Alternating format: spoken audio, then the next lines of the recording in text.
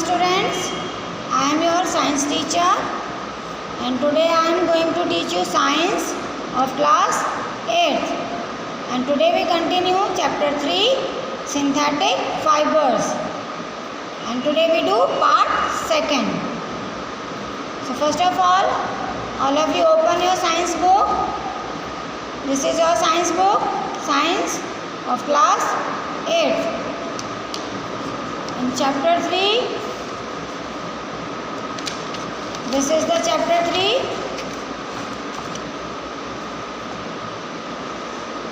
And synthetic fiber. In part 1, we already discussed about the rayon, nylon, polyester and acrylic and properties of synthetic fibers also. And today we discuss about the plastic. So let's start. Plastic. In daily life we use a lot of things which are made of plastics. Plastics are capable of being molded and cast into various shapes and sizes. देखिए आपने देखा है आजकल ज़्यादा से ज़्यादा चीज़ें plastic की बनी हुई होती हैं क्योंकि प्लास्टिक जो है इजीली बेंड हो जाती है और उसको हम किसी भी शेप में और साइज़ में ढाल सकते हैं. So plastic is also a polymer like a synthetic fibre. जिस तरह से सिंथेटिक फाइबर पॉलीमर्स में होते हैं इसी तरह से प्लास्टिक भी पॉलीमर में ही होती है. और plastic do not have the same type of arrangement of units. और प्लास्टिक में सेम टाइप अरेंजमेंट नहीं होता.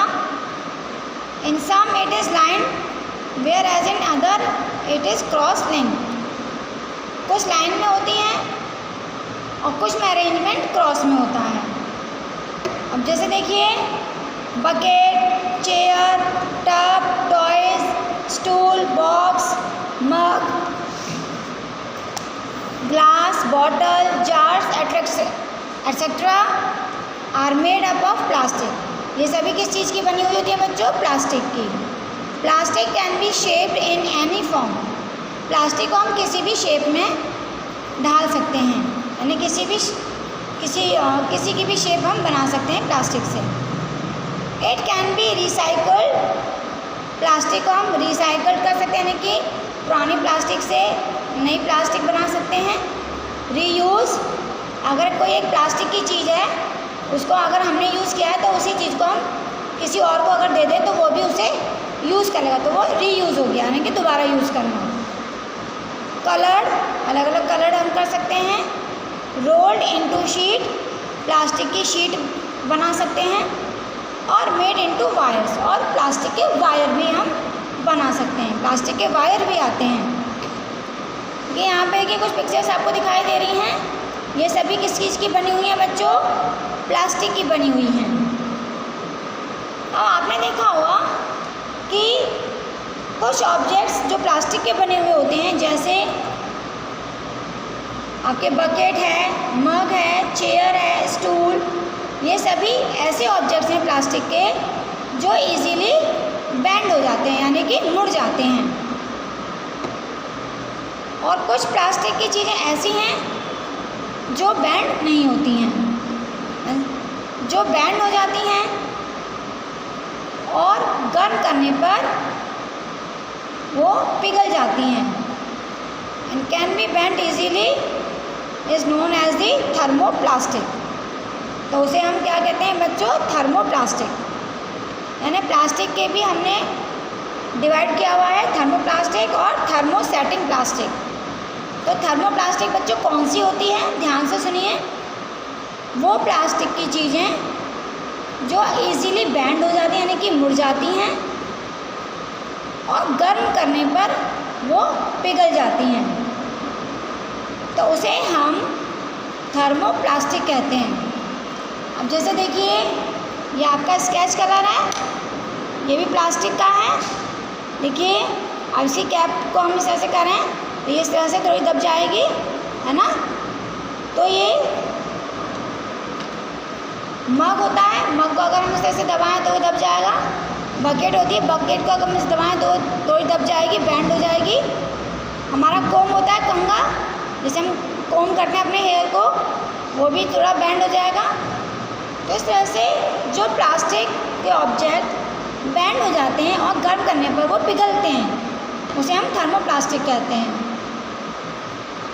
तो इसी तरह अगर हम अदर साइड देखें कि some plastic which when moulded once can not be softened by heating. ऐसे प्लास्टिक के ऑब्जेक्ट्स जिसको हम, जो उसकी एक बार शेप हमने बना दी वो वही शेप रहेगी, हम उसको बेंड नहीं कर सकते। और अगर हम उसको हीट करें तो वो हीट करने से जल्दी पिघलती नहीं है, सॉफ्ट नहीं होती, तो उसे हम थर्मोसेटिंग प्लास्टिक कहते हैं। अब जैसे आपने देखा होगा हमारे किचन में मम्मी चाय बनाती हैं फ्राई पैन में, तो जो फ्राई पैन का जो हैंडल होता है बच्चों, उसके हैंडल में ब्लैक कलर की प्लास्टिक लगी हुई होती है, या अब तो कलरफुल भी आने लगी है प्लास्टिक। तो वो प्लास्टिक बहुत हार्ड होती है, वो बेंड नहीं होती है, और साथ ही हीट मिलने पर वो पिघलती भी नहीं है। तो इस तरह की, और कहाँ होता है बच्चों, देखो इलेक्ट्रिक स्विचेस, जो हमारे घर में जो बोर्ड होते हैं, इलेक्ट्रिक बोर्ड, उसमें जो स्विच होते हैं जिसको हम ऑन ऑफ करते हैं, वो हार्ड होते हैं। क्या हम उनके प्लास्टिक को मोड़ सकते हैं? नहीं मोड़ सकते। अगर हम उसे गर्म करें तो क्या वो पिघल जाएंगे? वो तुरंत जल्दी नहीं पिघलेंगे। तो इस तरह की जो प्लास्टिक होती है वो होती है बच्चों थर्मोसेटिक प्लास्टिक। और थर्मोसेटिक में भी मेलामाइन की होती है ये। So these are made up of thermosetting plastic. Melamine is a versatile material, it resists fire and can tolerate heat better than other plastic। अब मेलामाइन प्लास्टिक होती है बच्चों जो हीट को हीट का उस पर कोई असर नहीं होता, और वो दूसरी प्लास्टिकों से ज़्यादा बेटर होती है। अगर उसको डायरेक्ट आग के ऊपर रखा जाए तब भी उस पर आग का कोई असर नहीं होगा। अब जैसे देखिए यहाँ पे ये थर्मोप्लास्टिक है, ये सभी जो मुड़ जाती हैं, देखो ये मुड़ जाएगा, ये है हमारी थर्मोप्लास्टिक। इसी तरह से देखो ये नीचे कुछ हैं ऑब्जेक्ट्स बने हुए हैं, ये हमारे थर्मोसेटिंग प्लास्टिक के हैं। अब हम पढ़ते हैं general properties of plastic. Plastic की प्रॉपर्टीज़ क्या हैं? आजकल सभी चीज़ें प्लास्टिक की ही आने लगी हैं, यहाँ तक कि जो हमारी दवाएं आती हैं वो भी प्लास्टिक की शीशियों में आती हैं। कुछ भी आप लेने जाओ तो हर चीज़ प्लास्टिक की ही आने लगी है। तो उसकी ऐसी क्या प्रॉपर्टीज़ हैं जो प्लास्टिक ज़्यादा से ज़्यादा यूज़ की जा रही है? तो देखिए हम पढ़ते हैं उनकी प्रॉपर्टीज़ के बारे में। Number of things are packed in polythene bags such as milk, water, pickles etcetera. आपने कहा कि बहुत सारी चीज़ें हम पॉलीथीन बैग्स में, जैसे दूध है, पानी है, अचार है, ये सब हम उसमें डालते हैं पॉलीथीन बैग्स में, या फिर प्लास्टिक कंटेनर्स जो भी होते हैं, जैसे हम डिब्बे रखते हैं सामान रखने के लिए किचन में, तो ये सभी किस्म के होते हैं, प्लास्टिक के होते हैं। तो क्यों होते हैं प्लास्टिक के? Because they are light weight. क्योंकि प्लास्टिक की चीज़ें जो होती हैं बच्चों वो हल्की होती हैं, क्योंकि उनमें ज़्यादा वज़न नहीं होता। इसके साथ साथ उनका लोअर प्राइस होता है, यानी कि वो सस्ती होती हैं। गुड स्ट्रेंथ, यानी वो ज़्यादा लंबे टाइम तक चलती हैं। And it is also easy to use, और यूज़ करने में ईजी होती हैं। Being lighter as compare to metals. अगर मान लीजिए जैसे हमने कोई एक मान लीजिए हमने बकेट ले ली, अगर आप स्टील की बकेट लाओगे या आयरन की बकेट लाओगे तो उसका वज़न ज़्यादा होगा। अगर आप प्लास्टिक की बकेट लाओगे तो उसका वज़न बहुत ही कम होगा। तो इनका वज़न, और वो महंगी भी आएगी स्टील की बकेट, और प्लास्टिक की बकेट सस्ती आएगी। तो इन सभी चीज़ों के कारण प्लास्टिक ज़्यादा यूज़ की जाती है। And plastics are used in cars, car में भी प्लास्टिक यूज़ होती है। टू व्हीलर्स, यानी टू व्हीलर्स कौन से होते हैं, स्कूटर, मोटरसाइकिल, स्कूटी, ये सब, and aircraft and spacecraft too. इन सब चीज़ों में भी प्लास्टिक ही यूज़ की जाती है। और क्या क्वालिटीज़ हैं बच्चों प्लास्टिक की?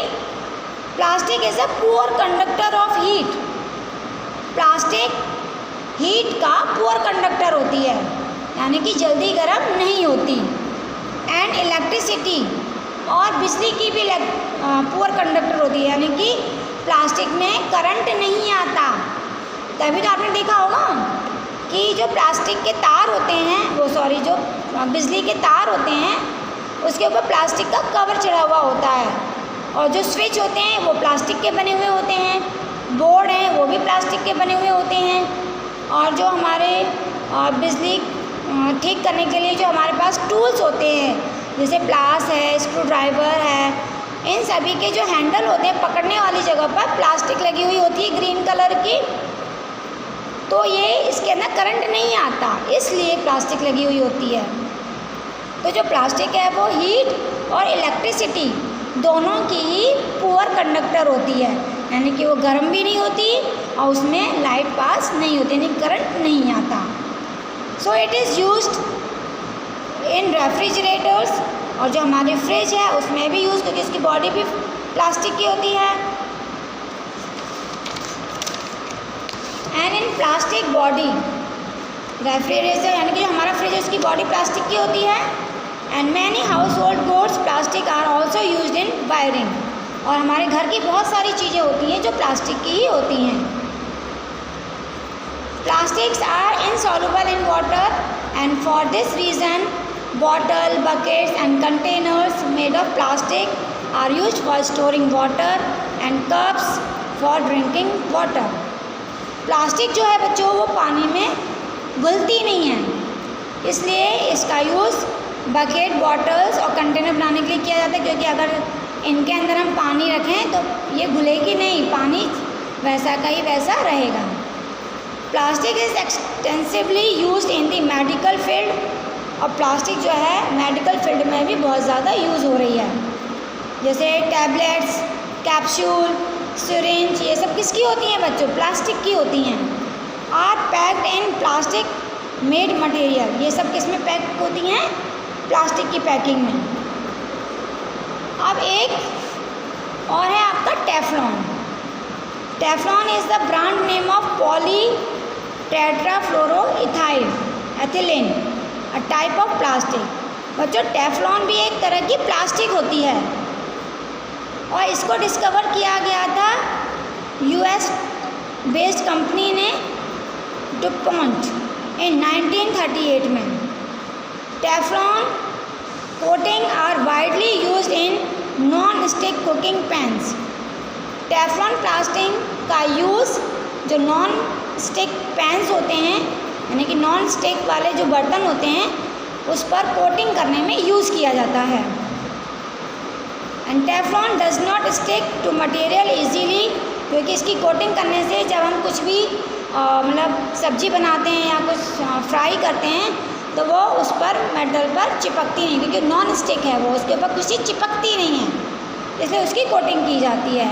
And has a high melting point, और उसको हम कितना भी तेज़ गर्म कर लें वो कोटिंग पिघलती नहीं है।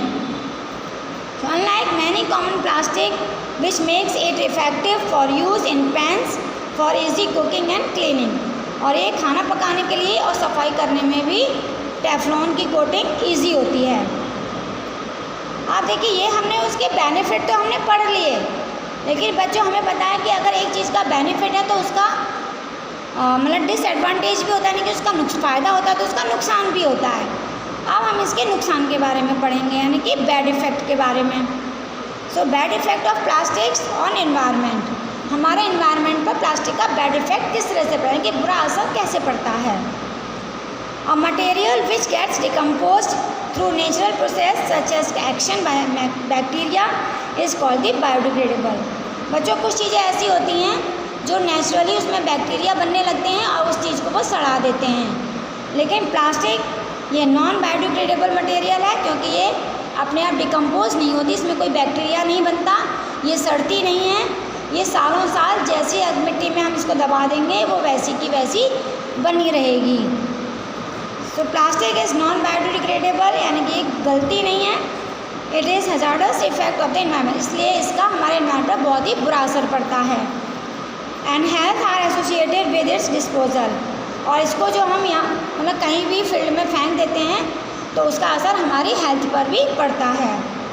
Accumulation of plastic is considered a serious problem because most of the method used to decompose them results in some type of pollution of the environment.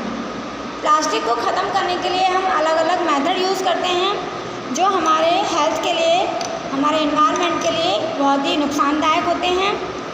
So plastic that are buried in the soil can not be decompose by micro organisms, क्योंकि जब हम plastic को मिट्टी के अंदर decompose कर देते हैं तो वो किसी भी माइक्रो ऑर्गेनिज्म से डिकम्पोज नहीं होती है, गलाती नहीं है।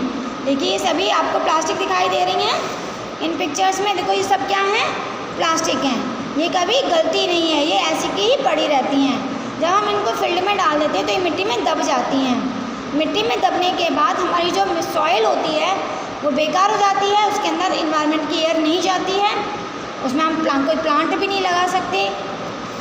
तो इस तरह से जब हम प्लास्टिक को जलाते हैं तो उसमें से जो धुआं निकलता है उसमें टॉक्सिक गैसेस निकलती हैं धुएं के रूप में, जिससे कि एयर पोल्यूशन होता है। और plastic waste and the literate on the road side, अब प्लास्टिक की जो वेस्टेज होती हैं यानी कि जो कूड़ा होता है प्लास्टिक का वो रोड साइड में हम डाल देते हैं या रिवर्स की साइड डाल देते हैं या लेक्स के साइड डाल देते हैं, तो वो धीरे धीरे रिवर्स में लेक्स में मिक्स हो जाती हैं, उससे वाटर पोल्यूशन होने लगता है। इस तरह से पानी के अंदर रहने वाले जो एनिमल्स होते हैं उनकी लाइफ के ऊपर असर होता है, उन्हें सांस नहीं मिल पाती, उन्हें ऑक्सीजन नहीं मिल पाती और वो पानी के अंदर ही मर जाते हैं। तो इस तरह से पानी के अंदर रहने वाले एक्वाटिक एनिमल्स के ऊपर भी फ़र्क पड़ता है। और disposal of plastic has become a big problem, तो यानी कि प्लास्टिक को डिस्पोज करने की एक बहुत ही बड़ी प्रॉब्लम है, यानी कि उसको ख़त्म करने की बहुत बड़ी प्रॉब्लम है। तो इसके लिए हमें क्या करना चाहिए बच्चों? सबसे पहले हमें प्लास्टिक का यूज़ अवॉइड करना चाहिए। जितना हम कोशिश कर सकते हैं उतने हमें कम प्लास्टिक यूज़ करनी चाहिए, प्लास्टिक की चीज़ें कम लेनी चाहिए, जो प्लास्टिक के बैग होते हैं वो कम यूज़ करने चाहिए। मार्केट अगर हम जा रहे हैं तो घर के बने हुए बैग लेकर जाना चाहिए। इसके साथ ही